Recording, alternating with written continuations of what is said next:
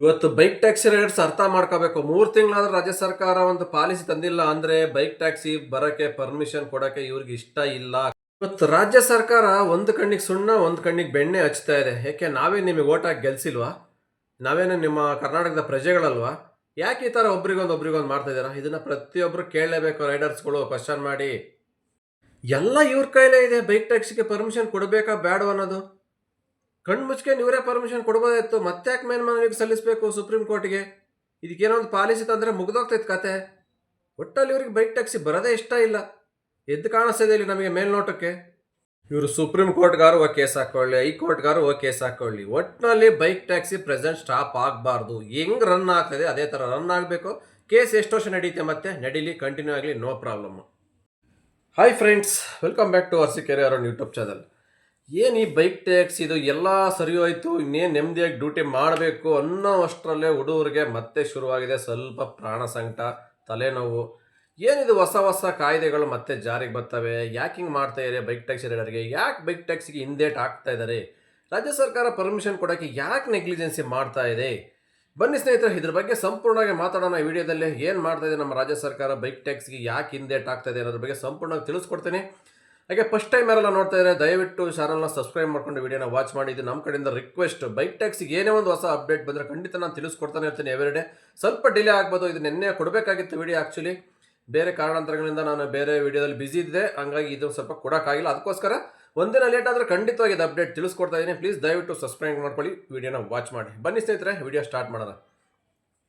ನಮ್ಮ ಹೈಕೋರ್ಟು, ನಮ್ಮ ಕರ್ನಾಟಕದ ಹೈಕೋರ್ಟು ಬೈಕ್ ಟ್ಯಾಕ್ಸ್ಗೆ ಗ್ರೀನ್ ಸಿಗ್ನಲ್ ಕೊಟ್ಟು 3 ತಿಂಗಳು ಆಗೋಯ್ತು.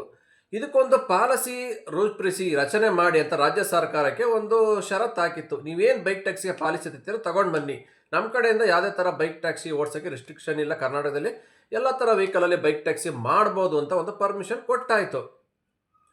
ರಾಜ್ಯ ಸರ್ಕಾರ 3 ತಿಂಗಳಿಂದ ಬೈಕ್ ಟ್ಯಾಕ್ಸ್ಗೆ ಹಿಂದೇಟ್ ಆಗ್ತಾನೆ ಇದೆ. ಪಾಲಿಸಿ ಯಾವುದೇ ಥರ ಪಾಲಿಸಿ ಕೂಡ ರಚನೆ ಮಾಡಲಿಲ್ಲ. ಈಗ ಕೊನೆಗೆ ರಾಮಲಿಂಗಾರೆಡ್ಡಿ ಅವರು, ಸಾರಿಗೆ ಸಚಿವರು ಏನು ಹೇಳಿದ್ದಾರೆ, ಇವರು ಈಗ ಬೈಕ್ ಟ್ಯಾಕ್ಸಿ ವಿರುದ್ಧವಾಗಿ ನಾವು ಸುಪ್ರೀಂ ಕೋರ್ಟ್ಗೆ ಮೊರೆ ಹೋಗ್ತಾ ಇದ್ದೀವಿ ಮೇಲ್ಮನವಿ ಸಲ್ಲಿಸಕ್ಕೆ. ಇದೇ ತಿಂಗಳು ಏಪ್ರಿಲ್ 23ರ ಒಳಗಾಗಿ ಮೇಲ್ಮನವಿನ ಸುಪ್ರೀಂ ಕೋರ್ಟ್ಗೆ ಸಲ್ಲಿಸ್ತೀವಿ ಅಂತ ಇವಾಗ ಅಫಿಷಿಯಲ್ ಆಗಿ ಅನೌನ್ಸ್ ಮಾಡಿಬಿಟ್ಟಿದ್ದಾರೆ. ಹಿಂಗಾದ್ರೆ ಏನಾಗುತ್ತೆ ಹಂಗಾರೆ? ಬೈಕ್ ಟ್ಯಾಕ್ಸಿ ಏನಾದ್ರು ಮತ್ತೆ ಸ್ಟಾಪ್ ಆಗ್ಬಿಡುತ್ತಾ? ಬೈಕ್ ಟ್ಯಾಕ್ಸಿ ನೋಡ್ಸೋಕ್ಕಾಗಲ್ವಾ ಅಂತ ಎಷ್ಟೋ ಜನ ಕ್ವಶನ್ ಮಾಡ್ತಾ ಇದ್ದಾರೆ. ಇವಾಗ ಎಷ್ಟೋ ಜನ ನಿನ್ನೆಯಿಂದ ವಿಡಿಯೋದಲ್ಲಿ ಕೇಳ್ತಾ ಇದ್ರು, ಕಮೆಂಟ್ಸಲ್ಲಿ ಮೆಸೇಜ್ ಆಗ್ತಾಯಿದ್ರು. ಸರಿ, ಅದಕ್ಕೆ ಏನು ಮಾಡೋದು, ಇದ್ರ ಬಗ್ಗೆ ಏನು ಆಗ್ಬೋದು ಅನ್ನೋದು ಎಲ್ಲರಿಗೂ ಡೌಟ್. ಈಗ ರಾಜ್ಯ ಸರ್ಕಾರ ಮೇಲ್ಮನವಿನ ಸಲ್ಲಿಸ್ಬಿಡುತ್ತೆ ಸುಪ್ರೀಂ ಕೋರ್ಟ್ಗೆ. ನಮಗೆ ಏನು ಸಲ್ಲಿಸ್ಬೋದು ಅನ್ನೋದು ಒಂದು ಕ್ಯೂರಿಯಾಸಿಟಿ ಇದೆ.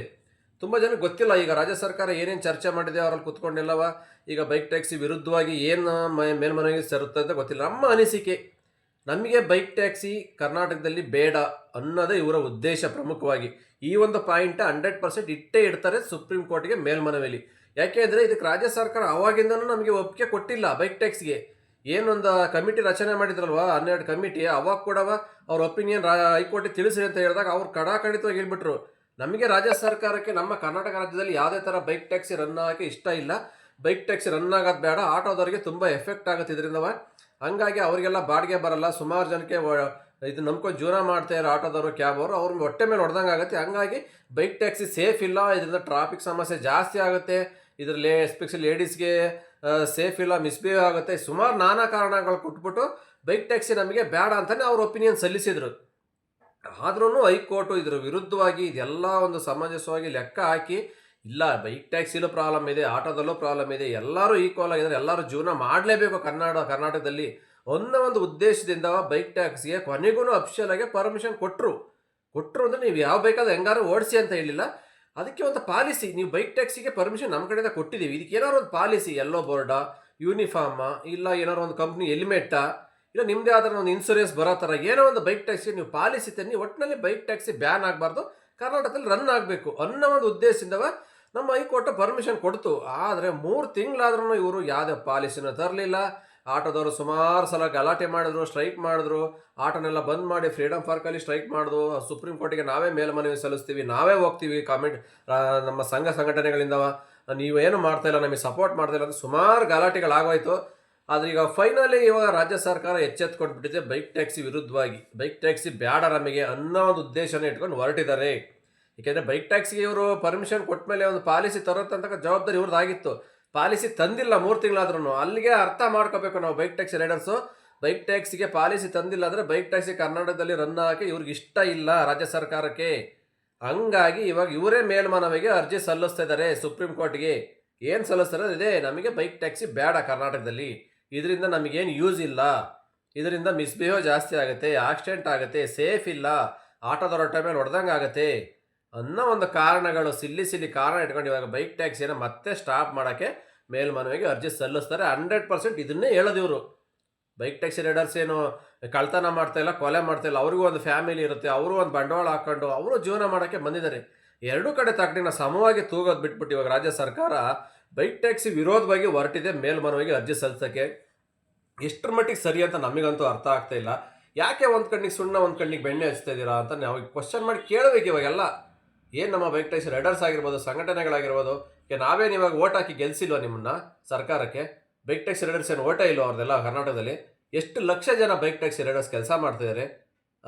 ಇವ್ರ ಹೊಟ್ಟೆ ಮೇಲೆ ಯಾಕೆ ಹೊಡಿತೀರ ನೀವು? ಹಂಗಾರೆ ನಾವು ಇವತ್ತು ಕ್ವಶನ್ ಮಾಡಿ ಕೇಳ್ತೀವಿ ನಾಳೆ ದಿನ. ಯಾವುದೇ ಕಾರಣಕ್ಕೂ ಬೈಕ್ ಟ್ಯಾಕ್ಸಿ ನೀವು ಬ್ಯಾನ್ ಮಾಡೋಕ್ಕಾಗಲ್ಲ, ಮಾಡಬಾರ್ದು. ಎಲ್ಲರೂ ಜೀವನ ಮಾಡೋಕ್ಕೆ ಬಂದಿರೋದು ಇಲ್ಲಿಗೆ. ಕಳ್ತನ ಮಾಡೋರನ್ನ, ಕೊಲೆ ಮಾಡೋರನ್ನ, ಸುಲಿಗೆ ಮಾಡೋರನ್ನ, ತಲೆ ಹಿಡಿಯೋರನ್ನ ಹೋಗಿಡಿರಿ, ಅದನ್ನು ಬ್ಯಾನ್ ಮಾಡಿ.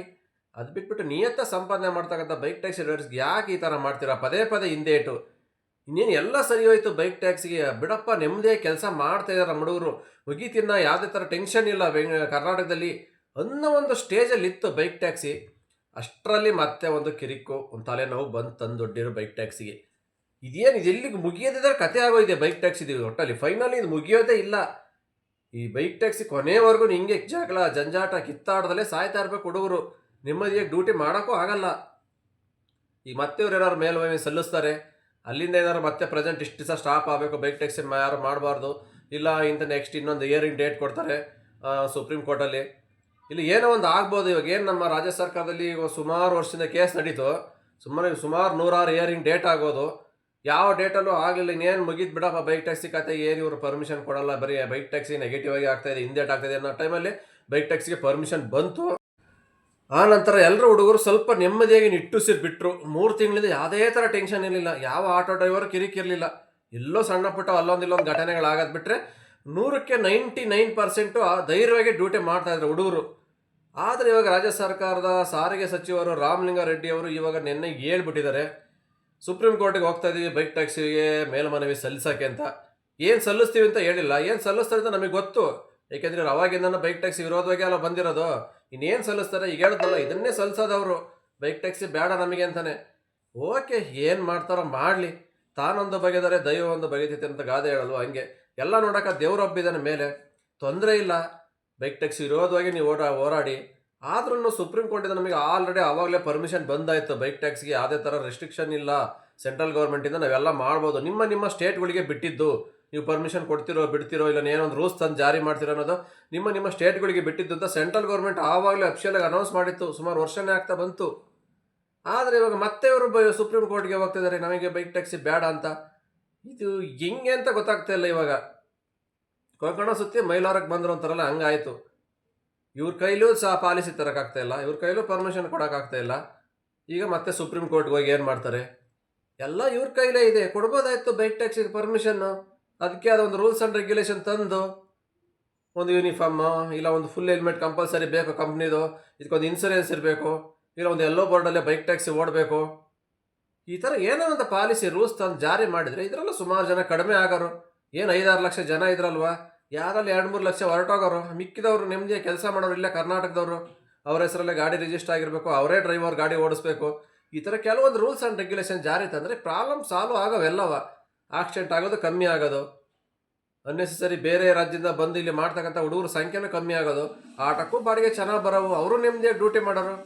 ಇವಾಗ ನೀವು ಏಕಾಏಕಿ ಬೈಕ್ ಟ್ಯಾಕ್ಸಿ ವಿರೋಧವಾಗಿ ನಾವು ಮೇಲ್ಮನವಿ ಸಲ್ಲಿಸ್ತೀವಿದ್ರೆ, ಏನಾದ್ರು ಇನ್ ಕೇಸ್ ಬೈಕ್ ಟ್ಯಾಕ್ಸಿ ಬೇಡ ಅಂತ ಸ್ಟಾಪ್ ಆದರೆ ಎಲ್ಲಿ ಹೋಗ್ಬೇಕು? 6 ಲಕ್ಷ ಜನ ಕೆಲಸ ಕೊಡ್ತೀರಾ ನೀವೇನಾರು ಅವ್ರಿಗೆ? ಹೇಳಿ, ರಾಜ್ಯ ಸರ್ಕಾರದಿಂದ ಏನಾರು 6 ಲಕ್ಷ ಜನ ಕೆಲಸ ಕೊಡ್ತೀರಾ? ಕೇಳಿ, ಬೈಕ್ ಟ್ಯಾಕ್ಸಿ ಎಲ್ಲ ಸ್ಟಾಪ್ ಮಾಡ್ತಾರೆ. ಕೆಲಸ ಕೊಡೋಕ್ಕೂ ಆಗಲ್ಲ ಅವ್ರಿಗೆ. ಯಾವುದೋ ಒಂದು ಕಂಪ್ನಿ ಕೆಲಸ ಕೊಟ್ಟಿದೆ ಅಂದರೆ ಅದನ್ನು ಕಿತ್ಕೊಳಕ್ಕೆ ರೆಡಿ ಇದ್ದೀರಲ್ವಾ? ಎಷ್ಟು ಮಟ್ಟಿಗೆ ಸರಿ ಹಂಗಾರೆ ನಿಮ್ದಿದು? ಎಲ್ಲರೂ ಕ್ವಶನ್ ಮಾಡಿ ಕೇಳಲೇಬೇಕು ನಾಳೆ ದಿನ ರಾಜ್ಯ ಸರ್ಕಾರಕ್ಕೆ, ನೀವು ಮಾಡ್ತಿರೋದು ಎಷ್ಟು ಸರಿ ಎಷ್ಟು ತಪ್ಪು ಅಂತವ. ಹಂಗಾಗಿ ಏನೇ ಆಗಲಿ ಬೈಕ್ ಟ್ಯಾಕ್ಸ್ಗೆ ಯಾವುದೇ ಕಾರಣಕ್ಕೂ ಹಿಂದೇಟ್ ಆಗಬಾರ್ದು. ಬೈಕ್ ಟ್ಯಾಕ್ಸ್ಗೆ ಎಲ್ಲೇ ಹೋಗಲಿ, ಅದು ಹೈಕೋರ್ಟ್ಗಾರಾಗಲಿ ಸುಪ್ರೀಂ ಕೋರ್ಟ್ಗಾರಾಗಲಿ, ಎಲ್ಲರ ಮೇಲ್ಮನವಿ ಸಲ್ಲಿಸಲಿ. ಬೈಕ್ ಟ್ಯಾಕ್ಸ್ಗೆ ಗ್ರೀನ್ ಸಿಗ್ನಲ್ಲೇ ಬರಬೇಕು. ಬೈಕ್ ಟ್ಯಾಕ್ಸಿ ಲೀಗಲ್ ಆಗಿದೆ, ಮಾಡ್ಬೋದು. ಇದಕ್ಕೆ ಪಾಲಿಸಿ ನೀವು ರಚನೆ ಮಾಡಿ ಬೈಕ್ ಟ್ಯಾಕ್ಸಿಗೆ ಪರ್ಮಿಷನ್ ಕೊಡಿ ಅಂತವ ಅಲ್ಲಿಂದನೂ ಇದೇ ಒಂದು ರೂಲ್ಸ್ ಜಾರಿ ಆಗಲೇಬೇಕು ಸೆಂಟ್ರಲ್ ಗೌರ್ಮೆಂಟಿಂದನೂ. ನಾಳೆ ದಿನ ಇವ್ರು ಏನಾದ್ರು ಮಾಡಿ ಮತ್ತೆ ಕಿರಿಕ್ ಮಾಡಿ ಕಿತಾಪತಿ ಮಾಡಿ ಬೈಕ್ ಟ್ಯಾಕ್ಸಿ ಮತ್ತೆ ಈಗ ಸದ್ಯಕ್ಕೆ ಸ್ಟಾಪ್ ಮಾಡಿ ಕೇಸ್ ನಡೀತಾ ಇದೆ, ಇಂತಿಷ್ಟು ದಿವಸ ಯಾರು ಓಡಂಗಿಲ್ಲ, ಕೇಸ್ ಕ್ಲಿಯರ್ ಆಗೋರ್ಗು ಯಾರು ಓಡಿಸಂಗಿಲ್ಲ ಅಂತ ಏನಾದ್ರು ನೋಟಿಸ್ ಜಾರಿ ತಂದ್ರೂ ಕಷ್ಟ ಆಗುತ್ತೆ. ಇದು ಏಕಾಏಕಿ ಇವತ್ತು 5-6 ಲಕ್ಷ ಜನ ಬೈಕ್ ಟ್ಯಾಕ್ಸಿಗೆ ಸ್ಟಾಪ್ ಮಾಡಿ ಎಲ್ಲಿಗೆ ಹೋಗ್ತಾರೆ ಕೇಸು? ಈಗ ಕೇಸನ್ನು ಒಂದಿನ 2 ದಿನಕ್ಕೆ ಮುಗಿಯೋದಲ್ಲ ಇದು. ಈ ಒಂದ್ಸಲಿ ಕೇಸ್ ಹಾಕಿರಂದ್ರೆ 5 ವರ್ಷ ಆಗ್ಬೋದು, 10 ವರ್ಷ ಆಗ್ಬೋದು. ಬರ್ತಾನೆ ಇರ್ತವೆ ಹಿಯರಿಂಗ್ ಡೇಟ್ಗಳು. ಆ ಡೇಟ್ಗಳಿಗೆಲ್ಲ ಹೋಗ್ಬೇಕು, ವಾದ ನಡೆಸಬೇಕು, ಮತ್ತೆ ಇನ್ನೊಂದು ಡೇಟ್ ಕೊಡ್ತಾರೆ. ಇದೇ ಥರ ಆಗ್ತಾ ಇರುತ್ತೆ. ಏನೇ ಕೇಸ್ ನಡೀಲಿ, ಏನೋ ವಿವಾದ ನಡೀಲಿ, ಪ್ರೆಸೆಂಟ್ ಬೈಕ್ ಟ್ಯಾಕ್ಸಿ ಹೆಂಗೆ ರನ್ ಆಗ್ತಿದೆ ಹಂಗೆ ರನ್ ಆಗ್ತಾನೆ ಇರಬೇಕು. ಕೇಸ್ ನಡೀತಾ ಇರಲಿ, ಪರವಾಗಿಲ್ಲ, ಏನಾರು ಹಾಕೊಂತಾರೆ ಕೇಸ್ ಹಾಕೊಳ್ಳಿ.